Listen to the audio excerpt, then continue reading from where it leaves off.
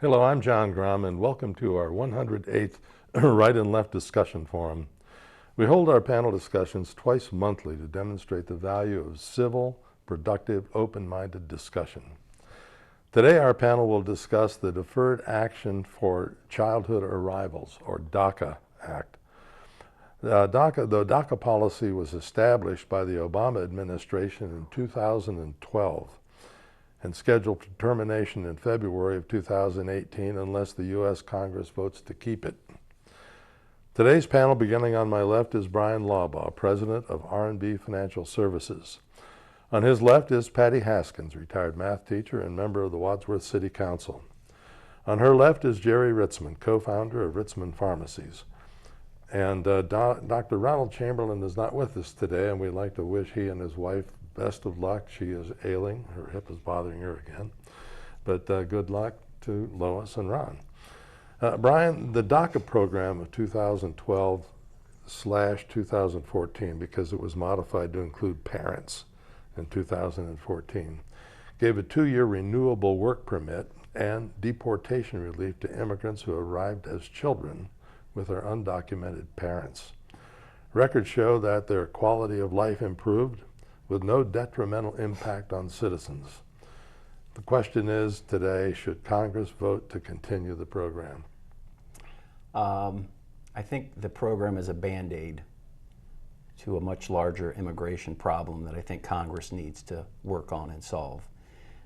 You can't just continue to offer deferments of 2 years or 3 years or temporary work visas or temporary green cards.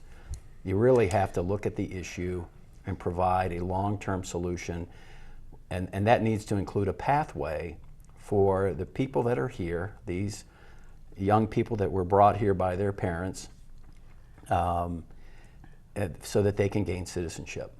Okay, DACA doesn't do that, does it? I know, no, DACA doesn't do that. It's one of those programs, it's sort of a stopgap, temporary relief, and we need to do something that's permanent. And I don't think anybody wants to send upwards of 11 million of these dreamers, if you will, or aspiring citizens, or however you want to characterize them, illegals. I mean, depending upon what side of the issue you're on. Undocumented.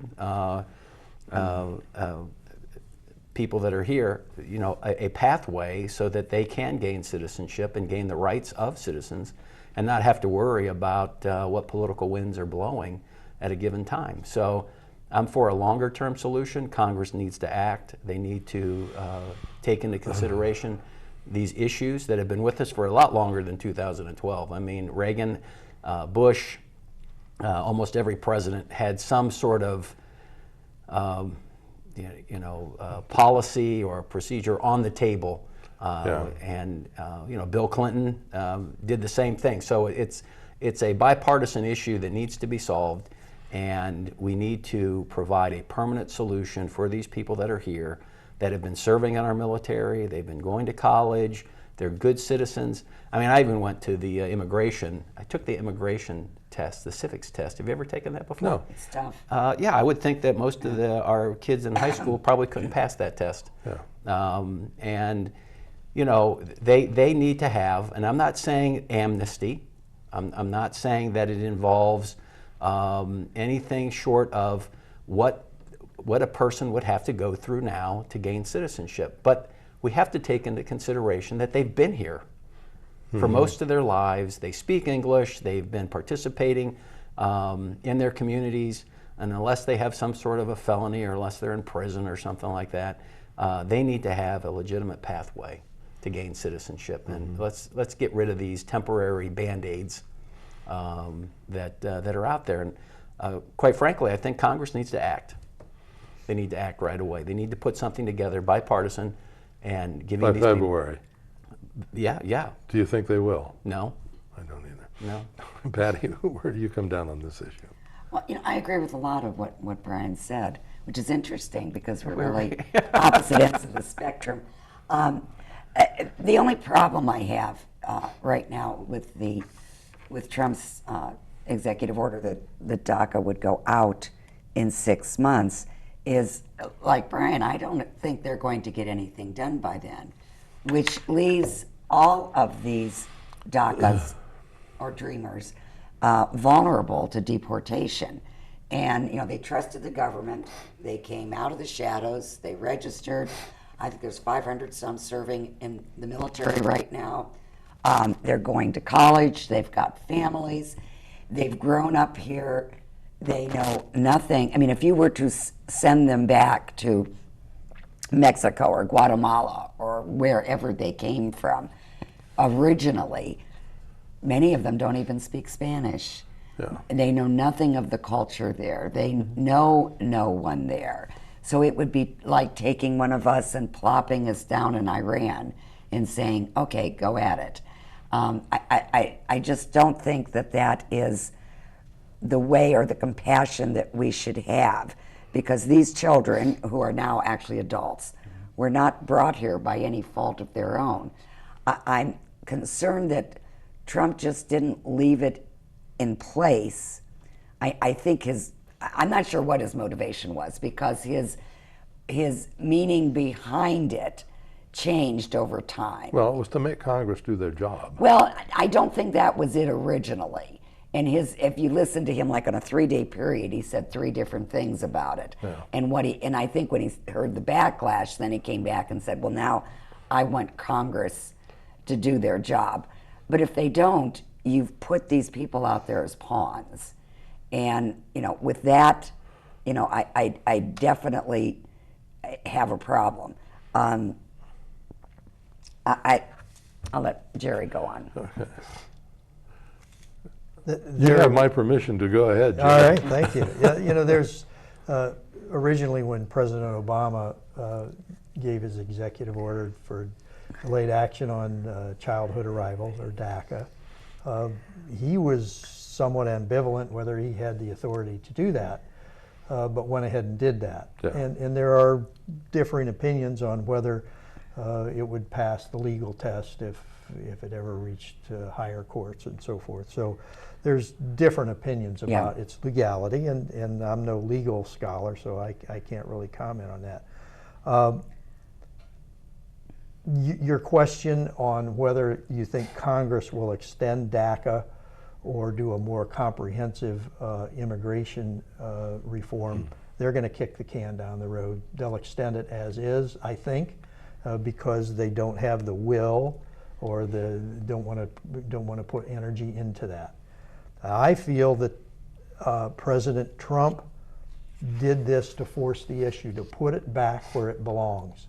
That the legislation needs to come out of Congress, not out of the White House. And I think that that's the issue. This is not, I have his original announcement here, announcement. He says, this is a gradual process, not a sudden phase out. I'm not just going to cut DACA off, but rather provide a window of opportunity for Congress to finally act. And I think that he's forcing the issue, and all different audiences, all different groups of individuals decry what the immigration status is and so forth, but they don't do anything to fix it in the legislature. So I think this is forcing their hand, and if they want to complain about it, they need to fix it. And he has also said that after this 6 months, he will reevaluate whether he's going to do it then. So I think he's putting it back where it belongs, and they're not kicking the people out. The enforcement remains unchanged, and the permits don't start to expire and will last for 24 months. One of the concerns I have, though, is that many are going to use DACA or any type of immigration reform as a bargaining chip to get the wall built and paid for. You're talking about congressmen. Congressmen, and Trump would actually like that. He'd like, okay, well, I'll extend this, but you give me the money for the wall. Reports that I have read said he has not insisted on the wall funding for the immigration report. He's- Now, whether that's true or not, I don't know. Yeah, because But I've those are heard the some reports that I've conflicting, and heard. there are many out there that that have said very blatantly, some congressmen, that you're not getting that unless we get this. And I don't think that we should be using this as a bargaining chip. I mean, I don't like this with anything that, you take two items and you say, Unrelated. yeah, and these are somewhat related. They're somewhat related, but the one is not required for Right. the other. And just, instead of attacking the problem and doing the best you can on that problem, they say, well, I'll agree to that if you do this for me. And this is where we get bad laws. This is where we get those unintended consequences that we talk about all of the time. And we're already seeing some of that. I mean, even to get the aid into Houston, there had to be something else that went along with it. Now, it was minor, but why did that require, giving aid to the people in Houston and Irma? An extension of the debt ceiling. Exactly, for the extent, we're not going to do that unless you do this. I have a problem with that. Yeah.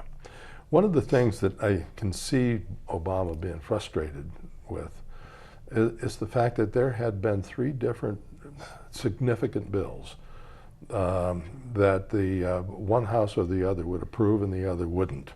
They And wouldn't it even just- consider It never got done. And there's That's still why one, he did that. Yeah. there's still one on the table, and that the Senate passed with the gang of 8. There were 4 Democrats, 4 Republicans, and the House has yet to take it up. And I can see where that would lead to a tremendous amount of frustration, which also leads me to believe that they're not going to do anything by February. I don't think that for any individual congressman that there is enough of an upside to voting one way or another. They're better off to not vote at all and put Trump back in the corner again. He's going to have to do something. Well, 6 months, though, which is what they originally had, that's not a long time to take a bill as comprehensive as immigration reform would be and get it, I think if they concentrate on it, they could do it in 6 months. If It they starts the if they process, really start to work on and it, do nothing else. I don't know. I think that everybody in the United States Congress in both houses already has an opinion, and they could vote this afternoon. That's right.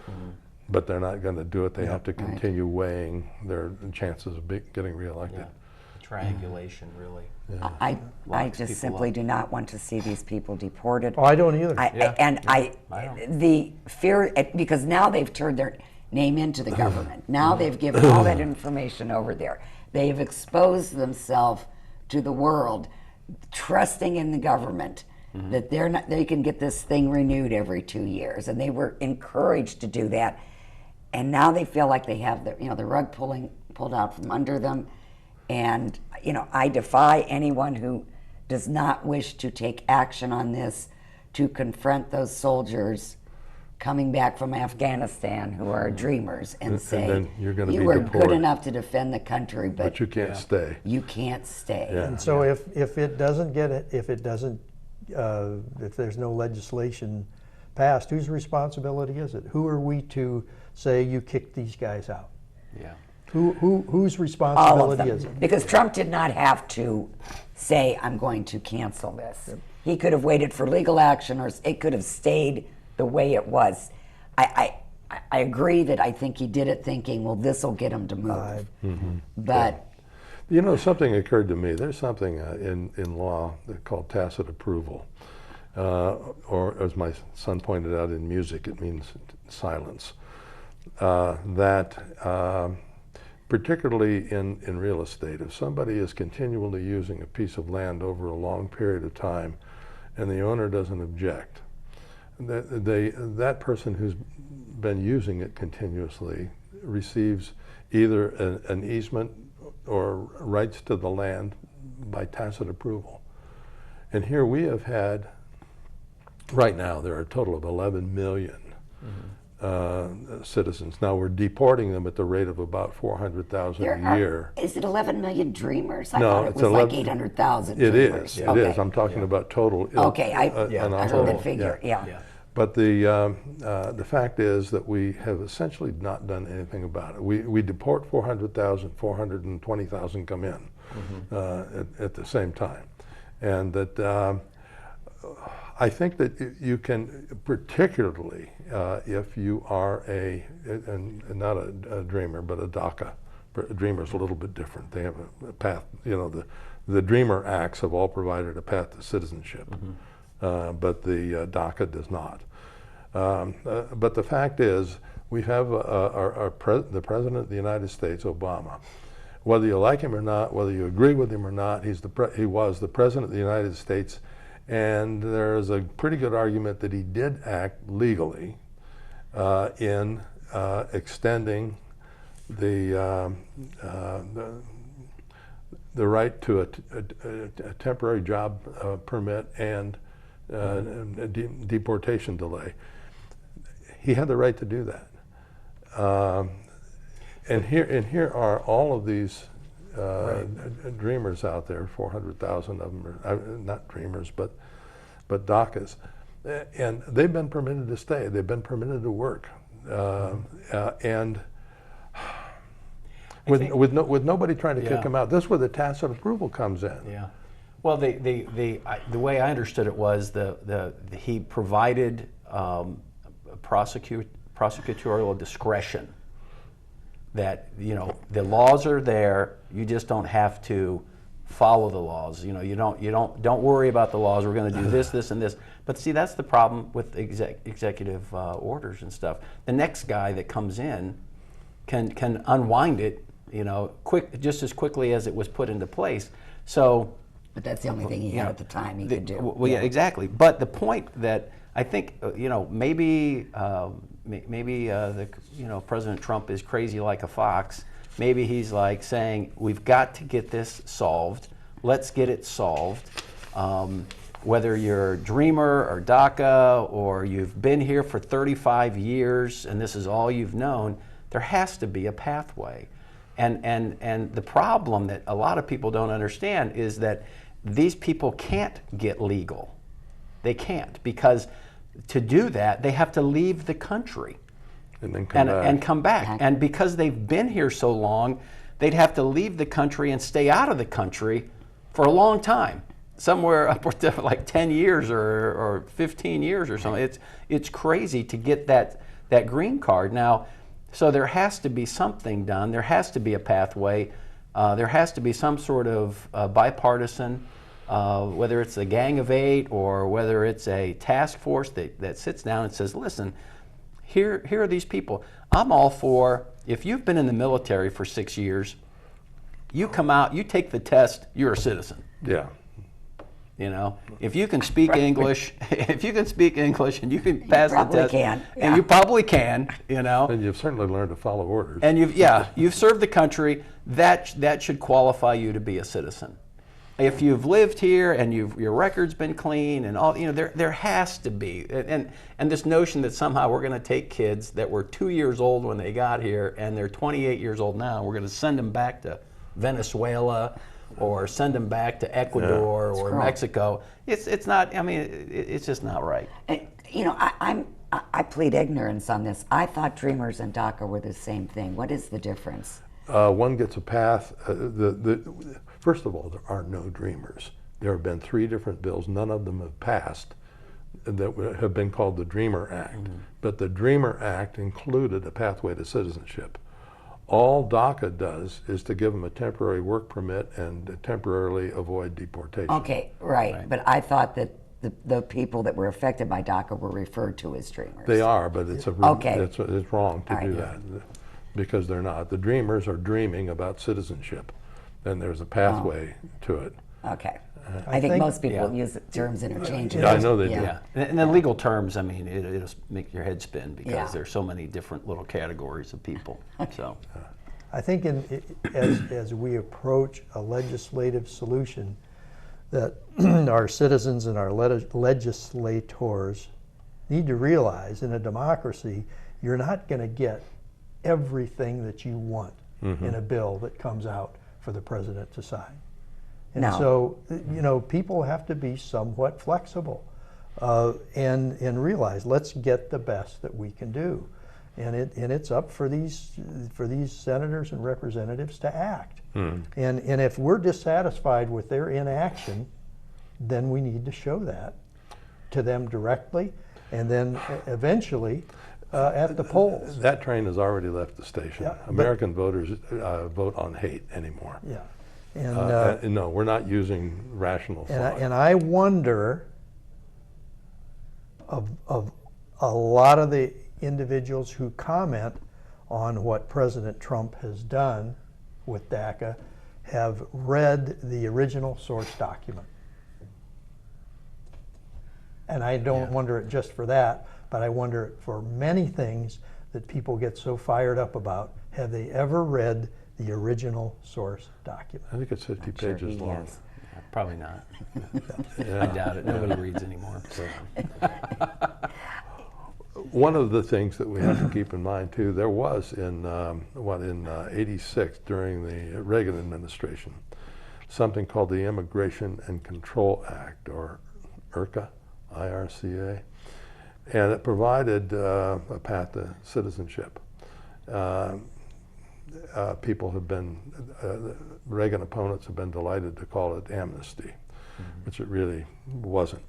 But in order to qualify, an illegal had to pay a fine, for whatever the fine was for being illegal, had to pay back taxes. I don't know what that would based on.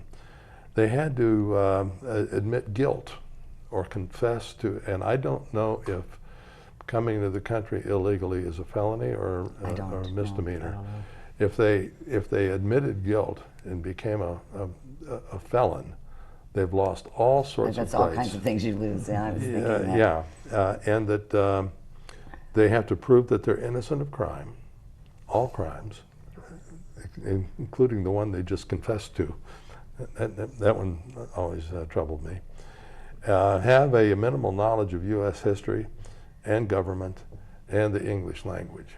Now, that was a pathway to citizenship with IRCA. I don't know what it is. There have been three, like I said before, 3 different bills that would provide a pathway to citizenship for what they were referring to as dreamers, dreaming of citizenship. But the fact is, it's almost impossible. Who could pass that test? Well, to prove Actually, a lot a of negative, to prove innocence, is pretty tough to do. Yeah. I think a lot would, well, you know, to be part of the DACA program right now, you have to pay, what is it, they had to pay $425, something like that. For the application fee. For the application fee, they have to not have committed a crime, they have to be employed or in school, or in the there were military. certain age requirements, be in the military. So many of those requirements that you stated there actually are part of DACA presently. They are, and the estimate was of the 800,000 DACA children, whatever, only half of them would be eligible.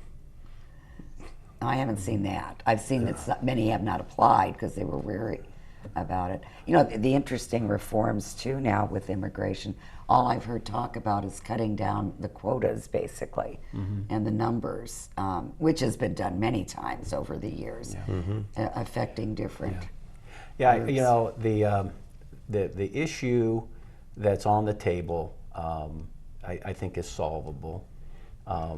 When you look at it and you have some compassion, you weed out all the criminals. Nobody wants the criminals to have amnesty. Nobody wants the gangs, the MS-13 gang from Ecuador or whatever, to get citizenship. But we have enough computing power now to determine if a person has a record or not. We have enough information on people that it might take a little while, but give them the opportunity to step up, to do what they need to do, not get in front of the line, but maybe a different path, because you can't discount 25 years of living here, being educated in our universities, working, all that kind of stuff. That stuff has to be taken into consideration, and it doesn't right now. Yeah. They're saying if you were illegal, if you were undocumented, we're sending you out. Yeah. You wait in line at the embassy, you make the application. It could be anywhere from a year and a half to 25 years. And that's just, that's unworkable. You can't do that. So there has to be, and I know there's cooler heads can prevail, but it has to happen in the Congress. It has to be law.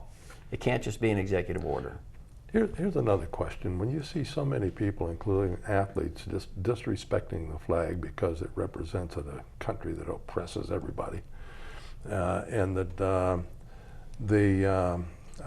not just athletes, but the people in Berkeley that are just outraged at just about everything American, why do people want to come here? I mean, this is such a horrible place that in fact, I just saw the other day, with the parents' and coaches' approval, a Pee Wee football team, and when they played the national anthem, all the players took a knee. Right. They wouldn't stand up for it. Those little boys don't know what they're doing.